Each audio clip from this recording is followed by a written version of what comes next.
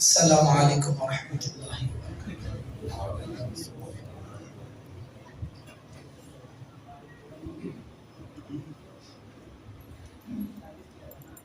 أعوذ بالله من الشيطان الرجيم.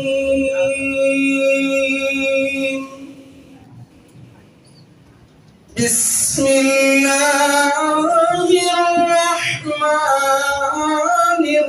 الرحيم.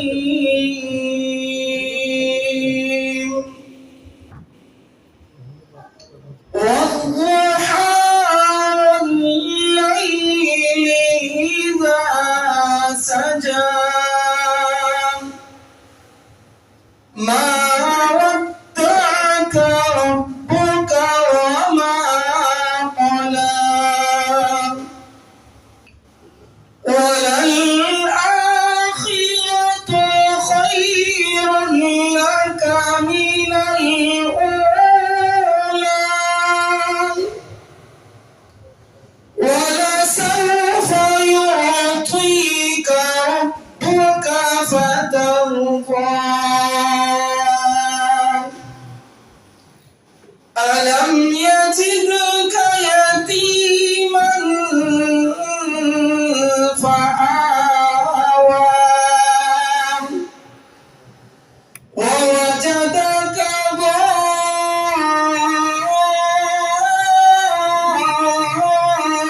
ضالا فهدى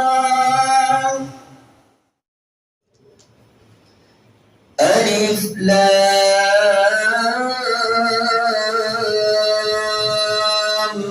را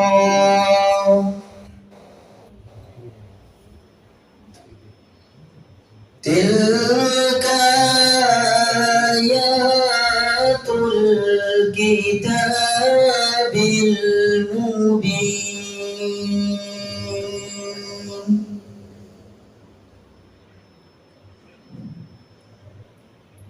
إنا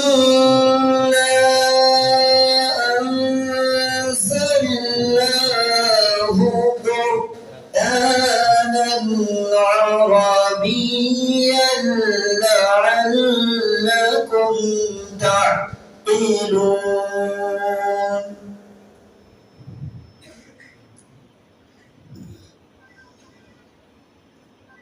ألف لام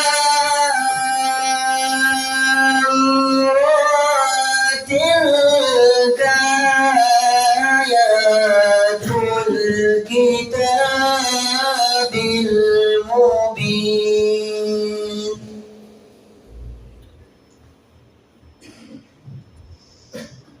إنا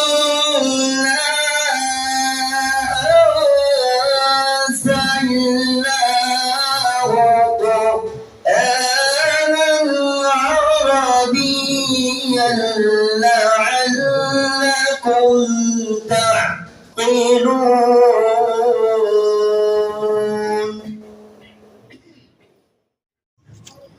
क्या बताऊं कितनी है,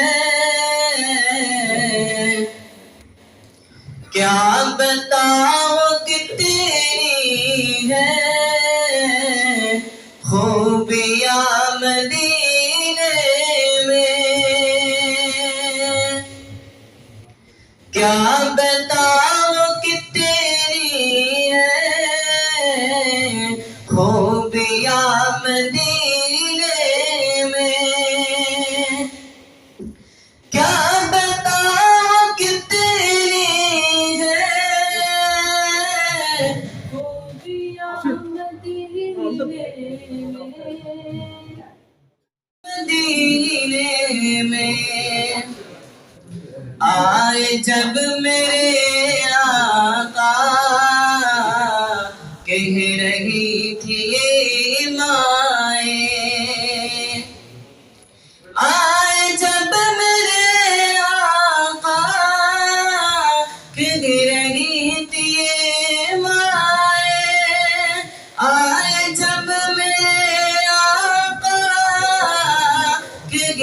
رہی تھی یہ مائیں، دفن اب نہیں ہوگی بیٹیاں مدینے میں، دفن اب نہیں ہوگی بیٹیاں مدینے میں۔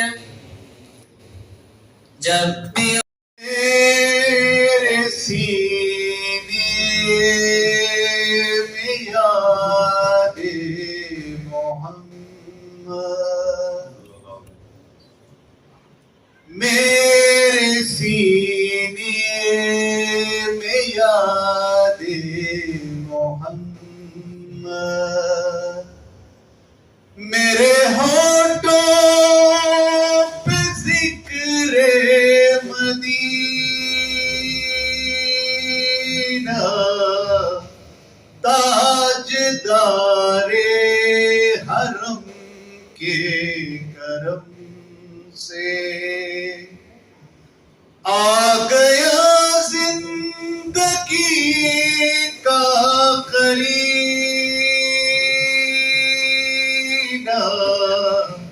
میرے سینے میں یاد محمد،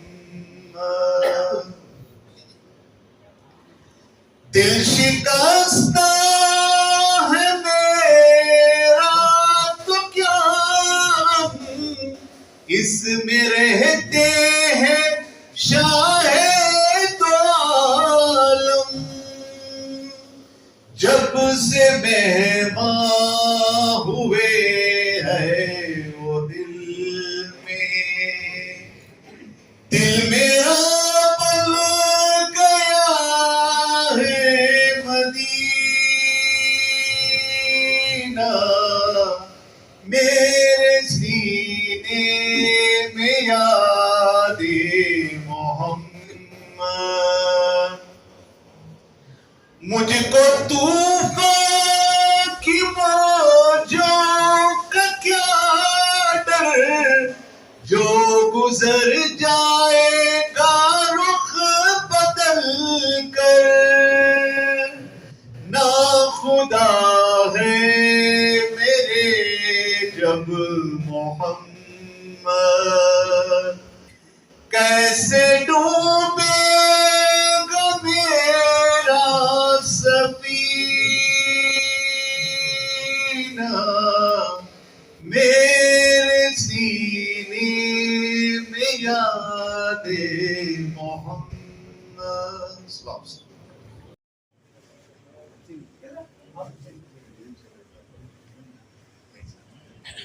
صبح پر جو دل پر اثر کرے، الہی رونق اسلام کے سامان پیدا کر، الہی رونق اسلام کے سامان پیدا کر، دلوں میں مومنوں کے الفت قرآن پیدا کر۔ وہ معزز تھے زمانے میں مسلمان ہو کر، وہ معزز تھے زمانے میں مسلمان ہو کر، آج ہم خوار ہوئے ہیں تاریخ قرآن ہو کر۔ صدر محترم اور حاضرین مجلس، آج کے اس محفل میں اور آج کے اس مبارک اجلاس میں میرا موضوع سخن دنیا کی سب سے پاکیزہ اور مقدس کتاب قرآن پاک ہے۔ ہمیں چڑھتے سورج کی طرح یقین ہے کہ اس کا ایک ایک حرف سچا اور صادق ہے۔ وہ قرآن پاک جس کی زبان مقدس، بیان مقدس اور جو فصاحت و بلاغت کا ٹھاٹھے مارتا سمندر ہے، جس کے متعلق ارشاد ربانی ہے، قرآن وہ کتاب ہے جس کے صادق اور برحق ہونے میں کوئی شک و شبہ نہیں، اور جس کے بارے میں محسن انسانیت حضور پاک صلی اللہ علیہ وسلم نے یہ ارشاد فرمایا کہ تم میں سب سے بہتر وہ شخص ہے جو قرآن کو سیکھے اور سکھائے۔ دعا کیجئے کہ خداوند قدوس ہم سب کو قرآن پاک کی دولت سے مالا مال فرمائے، آمین۔ نوجوان دوستو، قرآن پاک رب ذوالجلال کی طرف سے عطا کردہ وہ حسین تحفہ ہے کہ جس نے 23 برس کے قلیل مدت میں پورے عالم میں وہ انقلاب برپا کر دیا کہ بڑے سے بڑے فصحاء، بلغاء، ادباء اور شعراء حیران و ششدر رہ گئے، جس کی آیتوں کو سن کر پتھر دل موم ہو گئے۔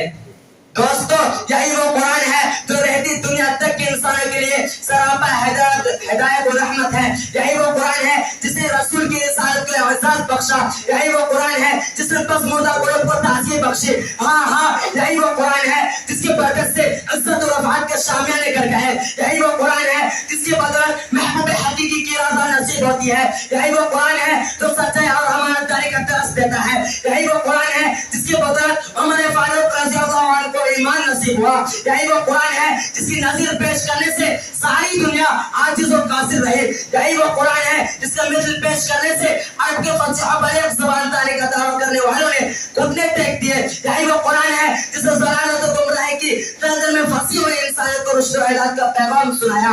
یہی وہ قرآن ہے جس کی حفاظت کا وعدہ خود کائنات نے فرمایا. یہی وہ قرآن ہے جس کی تلاوت میں دلوں کے واسطے فرحت بشاشت کا سامان ہے. یہی وہ قرآن ہے جس نے دہین قوتوں کو دلا بخشا. یہی وہ قرآن ہے جس کی برکت سے اترے چمن میں بہار پیدا ہوئی.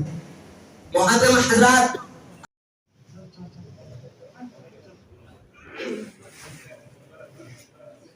سعادت حاصل کرتا ہوں، سماعت فرمائیں. گلشن نبوت میں کیا بہار آئی ہے، گلشن نبوت میں کیا بہار آئی ہے، گلشن نبوت میں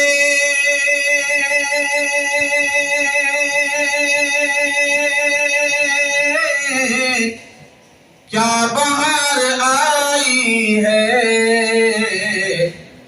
ہر گلی گلستان کی آج مسکرائی ہے. بھائی مسکرا تو دیجیے آپ لوگ. ہر گلی گلستان کی آج مسکرائی ہے، خوش ہے ذرہ ذرہ بھی کائنات عالم کا، خوش ہے ذرہ ذرہ بھی کائنات عالم کا، خوش ہے ذرہ ذرہ بھی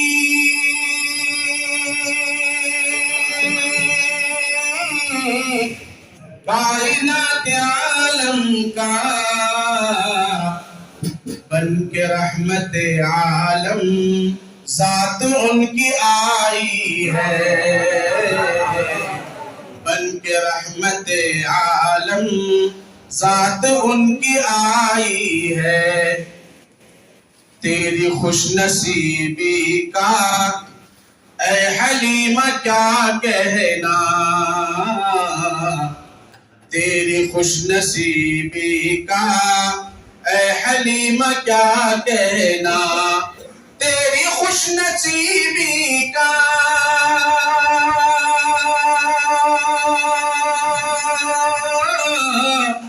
اے حلیمہ کیا کہنا، تو جہاں کے سلطان کو آج تو جو پائی ہے، تو جہاں کے سلطان کو آج تو جو پائی ہے، گلشن نبوت میں کیا بہار آئی ہے. کتاب میں لکھا ہے کہ ایک شخص نے یہ حدیث سنی تو اس نے کہا کہ میں پوری مسجد اکیلے بناؤں گا، اس میں کسی کو شریک نہیں کروں گا.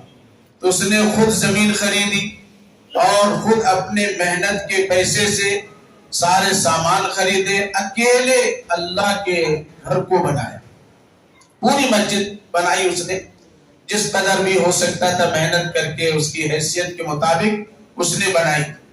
جب اس کا انتقال ہو گیا تو اللہ تعالیٰ نے کہا کہ میرا تو میرے نبی نے فرمایا ہے تو اس کے مطابق میں نے تمہارے لیے جنت میں گھر بنا دی، تم نے دنیا میں مسجد بنائی کہ اللہ کے لیے جو گھر بنایا مسجد بنائے تو میں جنت میں گھر بناتا ہوں، یہ محل ہے تمہارا، یہ تم نے دنیا میں محنت کی، یہ محل ہے. وہ جب دیکھا تو سامنے سیم ایک محل تھا جنت کا، بہت ہی شاندار، ویسے ہی گھر تھا جنت میں. تو اس نے پوچھا کہ ایسا سیم ایک محل ہے، یہ کس کا ہے؟ تو کہا کہ یہ اس کا ہے جس نے مسجد بنانے میں تمہاری مدد کی تھی۔ اس نے کہا کسی نے مدد نہیں کی، میں نے زمین خریدی اور میں نے محنت کر کے پیسہ کمایا اور پھر میں نے اپنے ہاتھوں سے بنایا ہے، کسی مزدور کو بھی میں نے نہیں رکھا، ایک ذرا کسی سے مدد میں نے نہیں لی۔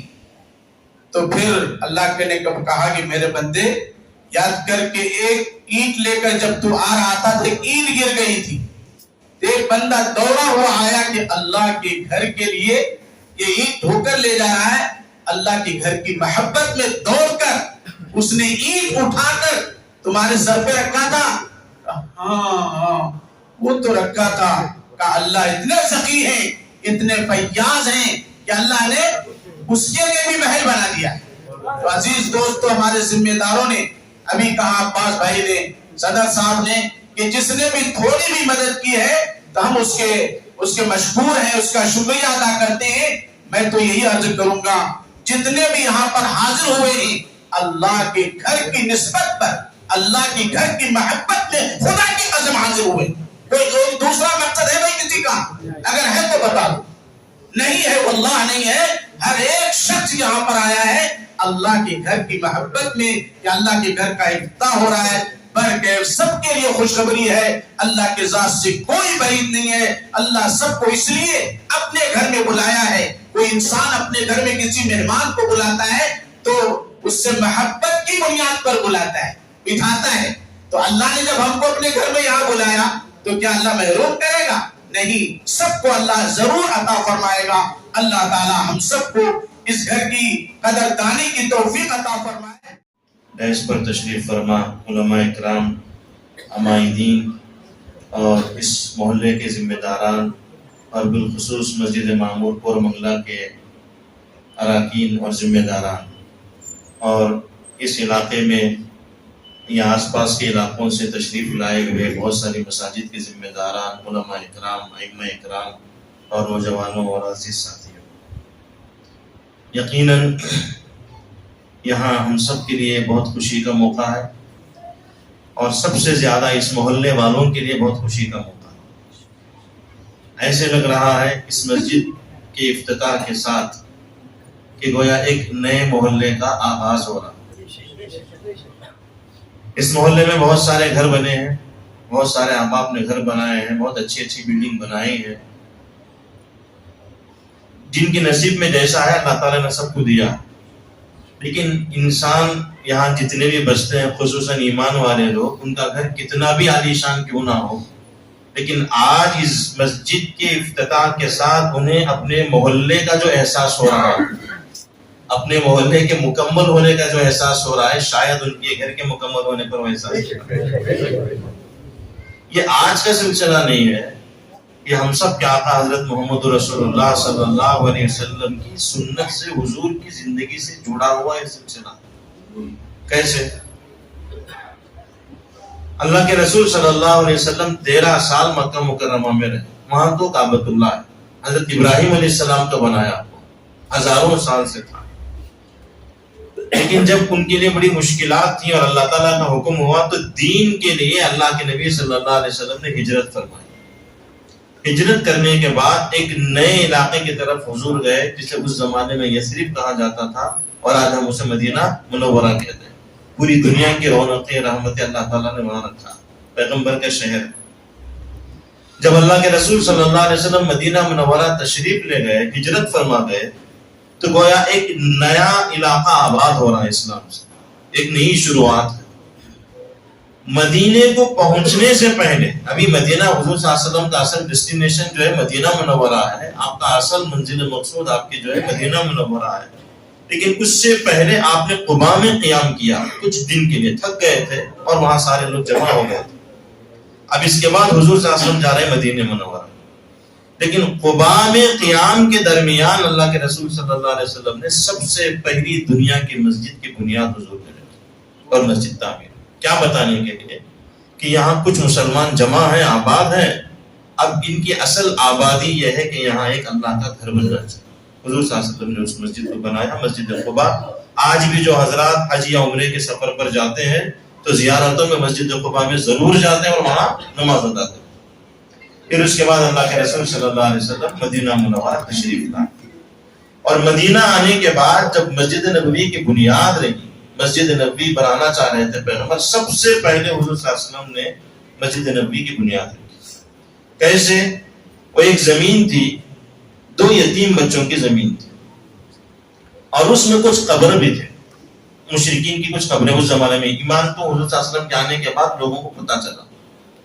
اب وہ جو زمین تھی، اللہ کے رسول صلی اللہ علیہ وسلم جب مدینے میں داخل ہوئے، اونٹ پر سوار تھے، ہر گھر والے کی یہ خواہش تھی، ہر مدینے کے فرد کی یہ خواہش تھی کہ حضور کا قیام میرے گھر میں ہونا چاہیے۔ حضور تو آئے ہیں، حضور صلی اللہ علیہ وسلم کہیں تو قیام کریں گے، لیکن آپ نے فرمایا کہ اونٹنی کو چھوڑ دو، جہاں وہ بیٹھے گی وہاں میرا قیام ہو۔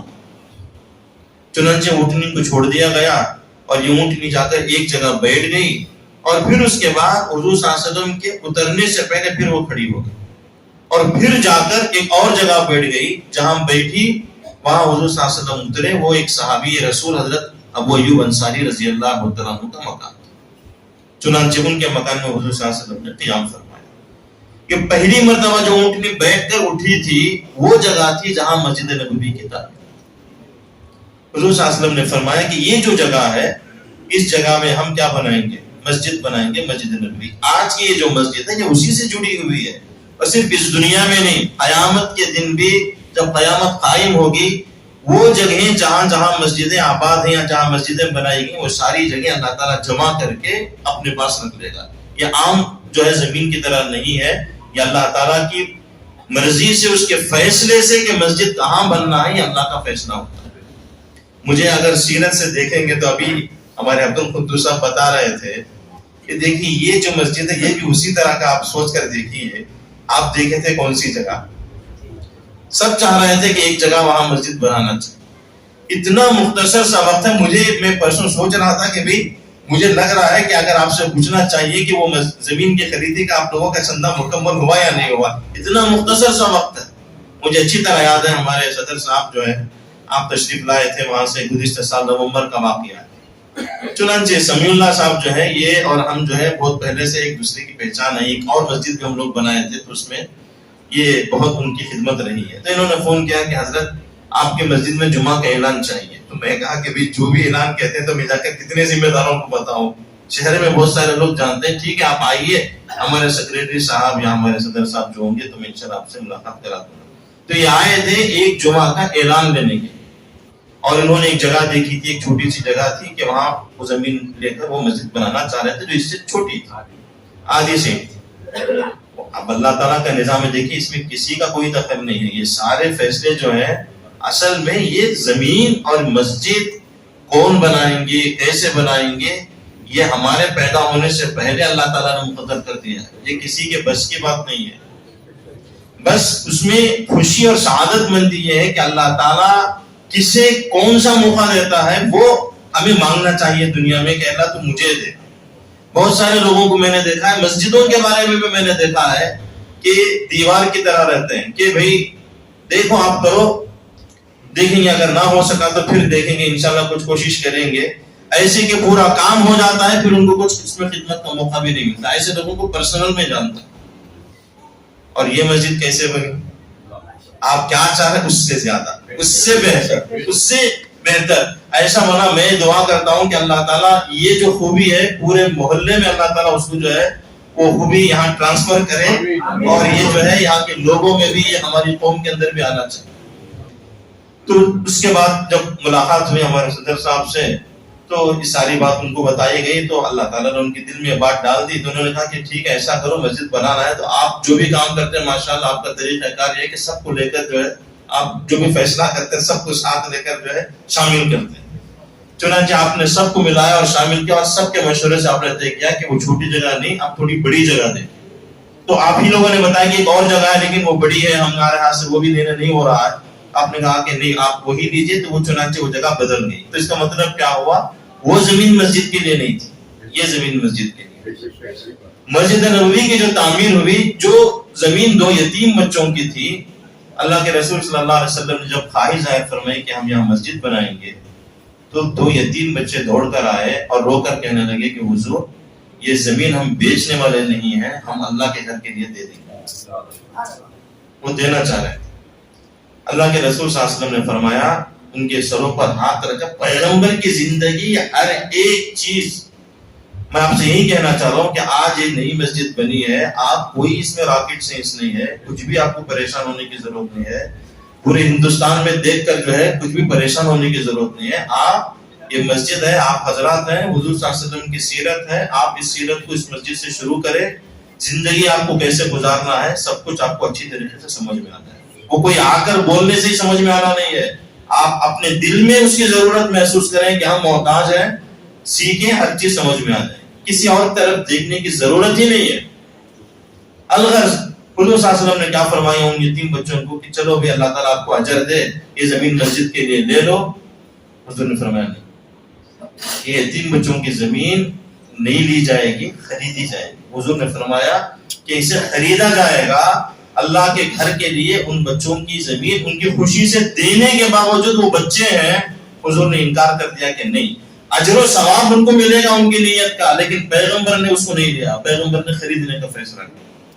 جب خریدنے کا فیصلہ کیا تو میں نے بتایا کہ جس کے دل میں جو جذبہ ہوتا ہے اللہ تعالیٰ اس کے لیے وہ ساری چیزیں دیتا ہے. اب وہ کس نے خریدا ہوگا آپ ذرا بتائیے. اب اسے خریدنے کے لیے اللہ تعالیٰ نے انہی انسان کو چنا جنہوں نے پہلے سے اپنے آپ کو تیار کر کے رکھا تھا کہ اللہ تیرے راستے میں خرچ کرنے کے لیے موقع ہوگا تو یہ مال میں اٹھا کر رکھا ہوں پہلے سے. حضرت ابوبکر صدیق رضی اللہ عنہ. حضور نے کیسا ان کو اپنے لیے سلیکٹ کیا، اپنے ساتھ حضور نے ان کو رکھا. یہ اللہ تعالیٰ نے حضرت ابوبکر کو ویسے بنایا تھا. پوری زندگی وہ شخصیت ہی الگ ہے. حضرت ابوبکر رضی اللہ تعالیٰ عنہ شروع سے جس دن سے وہ مسلمان ہوئے اس دن سے ہم دیکھیں گے ان کی زندگی کے خون کے خطرے میں وہ سچائی تھی. پیغمبر کے لیے، اسلام کے لیے ان کا جو کمٹمنٹ تھا وہ اتنا پکا سچا تھا کہ ان کی زندگی اس کے لیے گواہ ہے. مثال جب مکے کے شروع کے دور میں جب وہ جا رہے تھے، مکے میں گزرتے تھے، تو ایک مرتبہ جا رہے تھے، گھر کے اندر سے آواز آ رہی تھی، کوئی رو رہا ہے، تڑپ رہا ہے. حضرت ابوبکر رضی اللہ عنہ کے کانوں میں آواز آئی. بہت پریشان ہوئے کہ بھئی کس کو اتنا مارا جا رہا ہے. وہ زمانہ غلاموں کا، باندیوں کا. اس کے آس پاس خصوصاً جتنے گھر آباد ہیں اللہ تعالیٰ اور بھی ان کو آباد کرے. لیکن آج آپ کو جو احساس ہے کہ آج ہمارا محلہ مکمل ہوا ہے، آج ہمارے محلے میں وہ روحانیت ہے، وہ نورانیت ہے، یہ وہی نورانیت اور روحانیت ہے جو مسجد نبوی میں اللہ کے رسول صلی اللہ علیہ وسلم کے صدقے سے شروع ہوئی. وہ حضور کی نورانیت آج تک بھی ہے. اللہ کی بڑائی آج تک بھی قیامت تک جاری رہے. اب میں آپ سے درخواست کرنا چاہتا ہوں کہ یہ نیا محلہ ہے، ایک نئی شروعات ہے. جتنے یہاں محلے کے لوگ نوجوان آئے ہیں، جتنے بزرگ آئے ہیں، جتنے مخلص لوگ آئے ہیں، نمازی لوگ آئے ہیں، آپ بھی اس مسجد کا اسی طرح استعمال کیجئے اپنی دین اور دنیا کی ترقی کے لیے، اپنے بچوں اور اپنی نسلوں کی ترقی کے لیے، جیسے اللہ کے رسول صلی اللہ علیہ وسلم نے مسجد نبوی میں امت کی بھلائی کے لیے شروع کیا. آج ہم نے کیا بنا لیا ہے؟ مسجدوں کو ہم نے یہ سمجھ لیا کہ بھئی یہ 5 وقتہ نمازوں کے لیے بنائی گئی مسجد ہے، جس میں کوئی شک و شبہ نہیں. اولین اس کا مقصد ہی وہی ہے. مسجد نبوی کی جو بنیاد ہے حضور صلی اللہ علیہ وسلم نے اذان کی شروعات فرمائی. وہ بھی بڑا عجیب واقعہ. اذان بھی کیسے؟ بھئی 5 وقتہ نمازوں کو بلانا ہے. کیسے بلانا ہے؟ حضور صلی اللہ علیہ وسلم نے مشورہ کیا. کیا ہو بیٹھو اس کے بارے میں بتاؤ. کسی نے کہا کہ حضور تھوڑا بلند جگہ جو ہے وہاں آگ روشن کریں گے تو ہر آدمی کو نظر آئے گا، آگ کو دیکھ کر وہ آ جائے گی کہ نماز کا وقت ہو گیا. حضور نے فرمایا کہ یہ مجوسیوں کا طریقہ ہے، مجھے پسند نہیں ہے، کوئی اور کہو. سب نے سوچا اور کسی نے کہا کہ حضور وہ جو دف بجائیں گے نماز کے وقت میں تو لوگ اس آواز کو سن کر آ جائیں گے. حضور نے فرمایا کہ نہیں، یہ بھی مجھے اتنا سمجھ میں نہیں آ رہا. پھر حضور نے مجلس برخاست کر دی کہ ٹھیک ہے، سوچو، مشورہ کرو، استخارہ کرو، پھر کل مشورہ کریں. ایک صحابی کے خواب میں 2 فرشتوں نے آ کر اذان کا پورا طریقہ سکھایا. اب وہ صحابی وہ خواب دیکھے اور سیدھے حضور صلی اللہ علیہ وسلم کے پاس دوڑ کر آئے کہ حضور حضرت عبداللہ بن زید بن عبد ربی، یہ صحابی رسول کا نام ہے، حضور ایسے ایسے میں نے خواب میں دیکھا. تو حضور نے سن کر فرمایا کہ یہ سچا خواب ہے، اللہ نے ہمیں راستہ بتایا ہے کہ نماز کو بلانے کا طریقہ اذان ہونا چاہیے. حضور نے فرمایا کہ میرے صحابہ میں سب سے بہترین آواز کس کی ہے؟ حضرت بلال.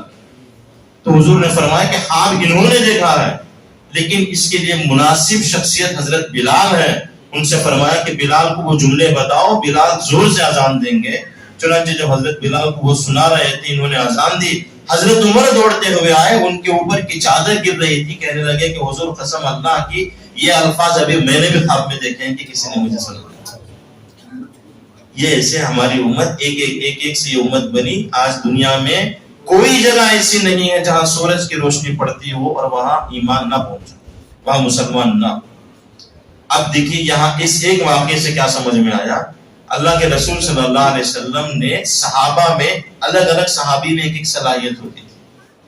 ان کے میرٹ کے اعتبار سے حضور صلی اللہ علیہ وسلم کیا کرتے تھے, ان کو وہ ذمہ داری دیتے تھے, ان کو اور نکھارتے تھے.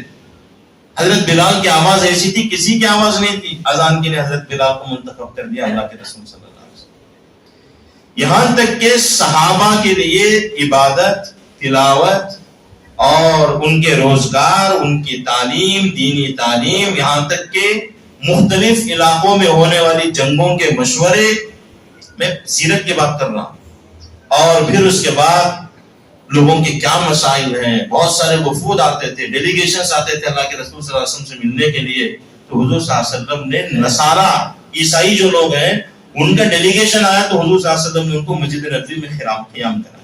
وہ لوگ نزدیک سے دیکھتے تھے اور جو بڑی دل میں تنگی رکھ کر آتے تھے, پیغمبر کے طریقوں کو دیکھ کر ان کے دلوں میں ایسی نرمی آتی تھی کہ وہ اسلام کے دائرے میں لاتے تھے. زور زبردستی کی بات نہیں تھی.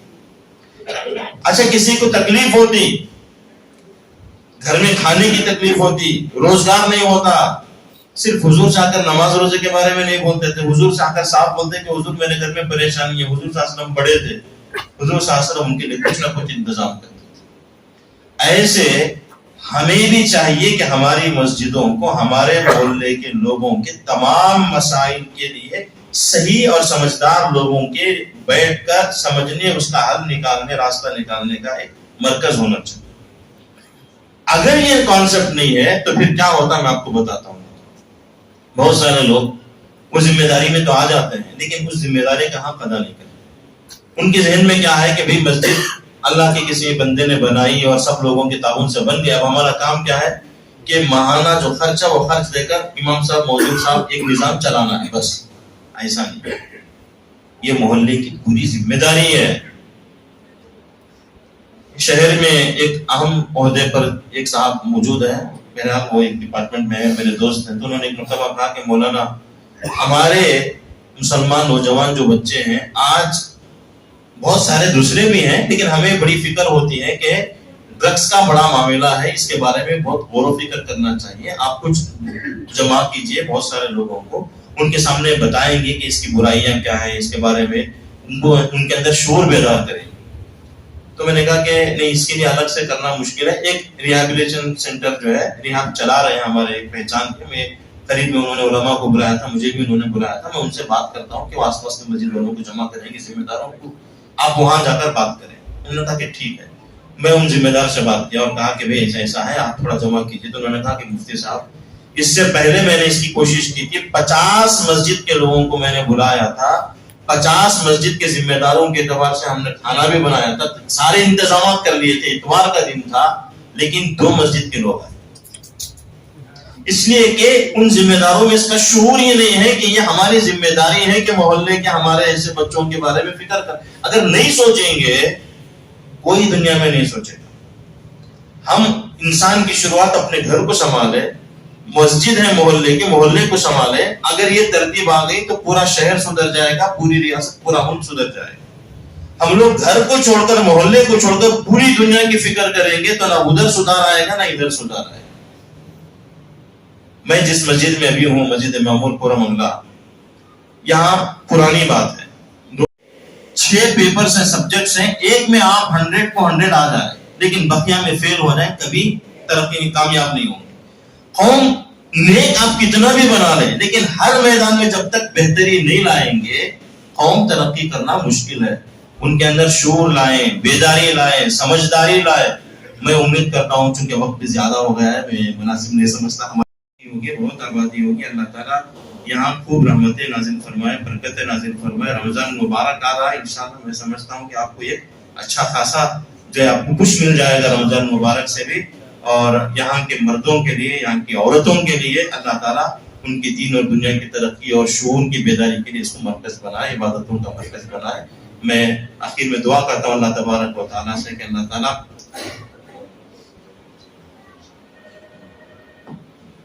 देखिए हमारे सदर साहब वो कह रहे हैं कि आप हजरत ये नई जगह है, नया मोहल्ला है, तो अभी शुरुआत में आपकी मदद के लिए भी जो इंशाअल्लाह जो यहाँ के जो इंतजामिया है तो आप उसमें जो है आपकी मदद करने के लिए इंशाअल्लाह हर महीना जब तक आप जो है समझ जाए 10,000 रुपये इंशाअल्लाह माहाना आपको वो भी तावन मिलेगा।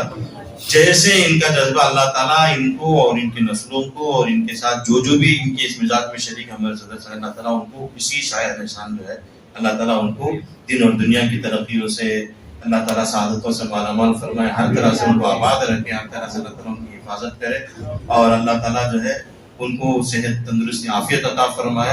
हर किस्म के मसाइल से, बीमारियों से, परेशानियों से, हासिदीन के हसद से, बागियों की बगावत से, फितनों के फितनों से, शरीरों की शरारत से अल्लाह ताला इनकी और हमारी पूरी कमेटी की और इनकी आल औलाद के सदर साहब की अल्लाह ताला हिफाजत फरमाए, हम सब की हिफाजत फरमाए। आमीन व आखिरु दावाना अल्हम्दुलिल्लाहि रब्बिल आलमीन। हज़रत जनाब अनवर अली साहब शादी यहाँ इस इलाके के आलिम दीन है, वो यहाँ तशरीफ फरमा, उनका एहसास भूल गए हैं किसी बेदरों से हज़रत इंशाअल्लाह अभी फौरन अज़ान हो जाएगी और 10 मिनट में इंशाअल्लाह नमाज की जमात खड़ी हो जाएगी। 8:30 बजे अभी है और इंशाअल्लाह नमाज के बाद हमारे मस्जिद मामूर कुरबला के ज़िम्मेदारों की जानिब से सबके लिए ज़ियाफ़त का इंतजाम किया गया है।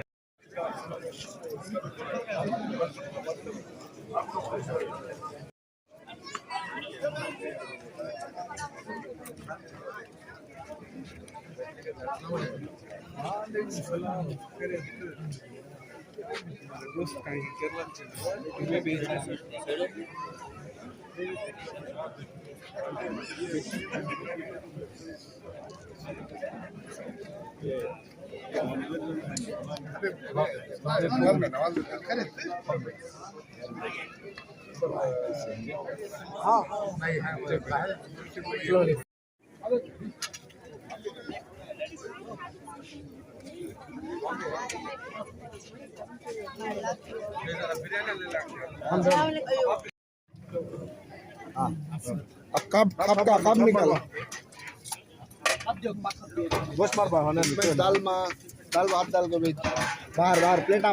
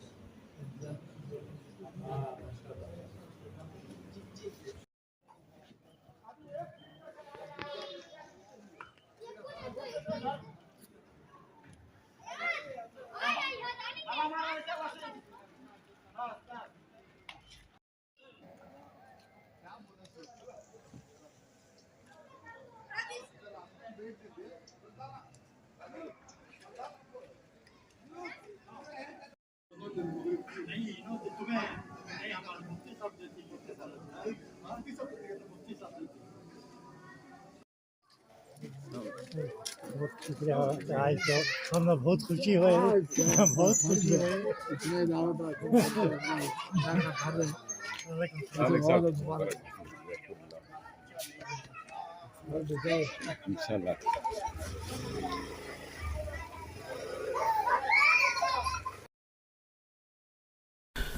शहर गुलिस्तान बेंगलुरु में एक और खूबसूरत मस्जिद तामीर बेंगलुरु के हज भवन के करीब MS नगर में अल्लाह का घर हुआ आबाद। 30 दिसंबर 2025 मगरिब की नमाज के साथ मस्जिद का रस्मी तौर पर इफ्तिताह अमल में आया। पूरे मोहल्ले वालों ने मिलकर जश्न मनाया, खुशियां मनाई। इस मस्जिद का नाम मस्जिद मामूर दोम रखा गया है। जी हां, मस्जिद मामूर 2 इस मस्जिद का नाम है। कुरमंगला में मौजूद शहर की मशहूर मस्जिद मस्जिद मामूर की इंतजामिया के तावन और निगरानी में ये मस्जिद तामीर हुई है। मस्जिद मामूर के खतीब और दारुल क़ज़ा के काजी मौलाना फारूक फौजान ने नमाज मगरिब की इमामत की और कलीदी खुतबा पेश किया। मस्जिद मामूर के सदर रेहान नवाब, सेक्रेटरी इकबाल अहमद बेग, मस्जिद कमेटी के दीगर अरकान इस मौके पर मौजूद थे। हुकूमत कर्नाटक KSRTC के वाइस चेयरमैन रिजवान नवाब, मशहूर समाजी व मिली शख्सियत अलमास बाबा सेठ व दीगर अहम शख्सियात इफ्तिताही तकरीब में मौजूद थीं।